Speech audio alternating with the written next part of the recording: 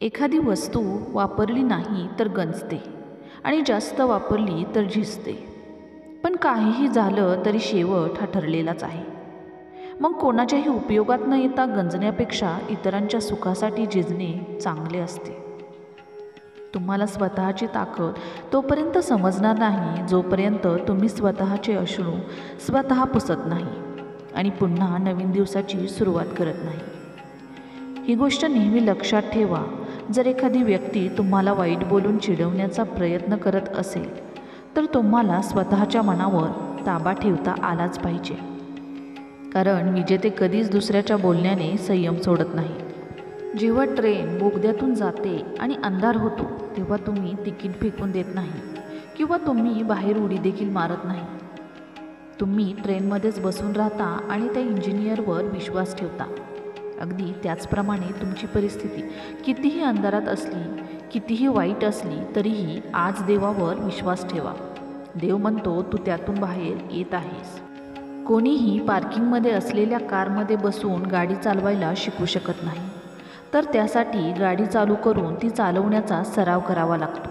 अगदी त्याचप्रमाणे यशस्वी होण्यासाठी फक्त विचारच करून चालत नसते, तर सुरुवात करणे गरजेचे असते. मग त्यानंतर मार्ग हा आपोआप सापडत जातो.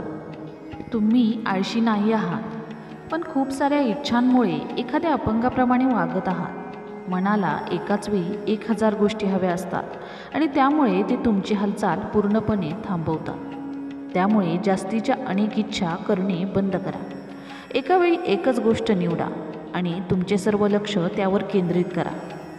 फक्त मेलेला मासा प्रवाहाच्या दिशेने वाहत जातो, परंतु जो जिवंत आहे तो नेहमीच प्रवाहाच्या विरुद्ध दिशेने पुढे जात असतो. मग तुम्ही का जगाच्या धावपळीसोबत जाण्याचा प्रयत्न करता? जो विरुद्ध जातो तोच चमकतो. दुःखाची भीती बाळगणारा माणूस ती गोष्ट घडण्यापूर्वीच त्यातून होणारा त्रास सहन करत असतो. आपल्या हातून निघून गेलेल्या गोष्टी नेहमी आपल्याला सुंदर वाटत असतात, जसं की बालपण. तुमच्या आयुष्यातून काही पदार्थ, काही लोक, काही सवयी काढून टाकून अनेक समस्या या सोडवल्या जाऊ शकतात.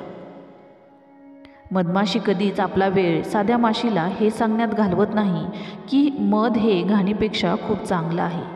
म्हणजेच काय तर समजूतदार व्यक्ती ही वेड्या लोकांना हे सांगत बसत नाही की तुम्ही जे करत आहात ते चुकीचे आहे.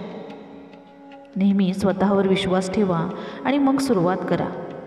जेव्हा तुम्हाला समजतं की तुम्ही एकट्याने काही गोष्टींचा सामना करू शकता तेव्हा तुम्ही खूप ताकदवान व्यक्ती बनलेले असता, एवढे लक्षात ठेवा. एखादं कारण देऊन तुम्ही तुमचं काम टाळू शकता, परंतु त्यामुळे उद्याचा दिवस कठीण जाणार आहे.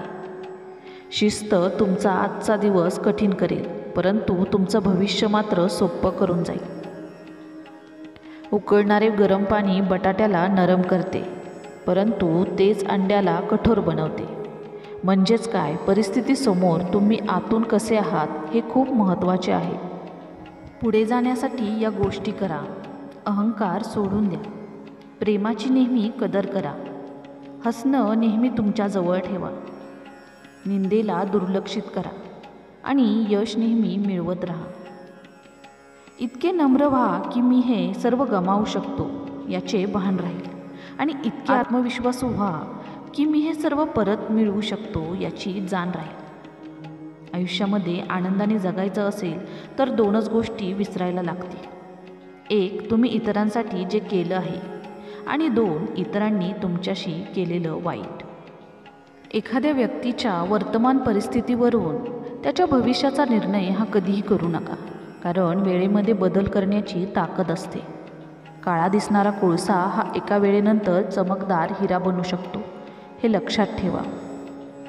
एकदा चालायला सुरुवात केली की मार्ग हा आपोआप सापडत जातो. एका सिंहाला एक शिकार मिळवण्यासाठी दररोज 7 ते 10 वेळा हार पत्करावी लागत असते. म्हणजे सिंहाचे जवळजवळ 85% जीवन हे अपयशाने भरलेले आहे. मग तरीसुद्धा कोणती अशी गोष्ट आहे जी सिंहाला राजा बनवते? तर त्याची हार न मानण्याची क्षमता. त्यामुळे तुम्ही आयुष्यामध्ये कधीही हार मानू नका. सतत प्रयत्न करत हे राहिलेच पाहिजे. एक ना एक दिवस विजय नक्कीच मिळतो. जीवनाच्या शेवटी एकटं राहणं ही मला आयुष्यातील सर्वात वाईट गोष्ट वाटायची, परंतु तसं नाही. आयुष्यातील सर्वात वाईट गोष्ट म्हणजे शेवटी अशा लोकांसोबत असणं जे तुम्ही एकटे आहात याची जाणीव करून देतात. एक गोष्ट नेहमी लक्षात ठेवा, तुमच्या परवानगीशिवाय कोणीही तुम्हाला दुःख देऊ शकत नाही आणि दुखवू शकत नाही. जीवनातील रामायण आणि महाभारत. जेव्हा आपल्या हक्काचे असूनही सोडण्याची इच्छा होते, तिथून रामायणाची सुरुवात होते. आणि आपल्या हक्काचे नसतानाही घेण्याची इच्छा होते, तिथून महाभारताची सुरुवात होते.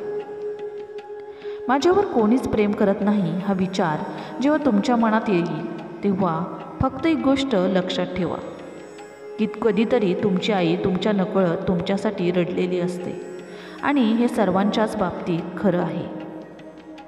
तर आशा करते तुम्हाला हा व्हिडिओ आवडला असेल. तुम्हाला जर व्हिडिओ आवडला असेल तर व्हिडिओला लाईक आणि चॅनलला सबस्क्राईब नक्की करा. धन्यवाद.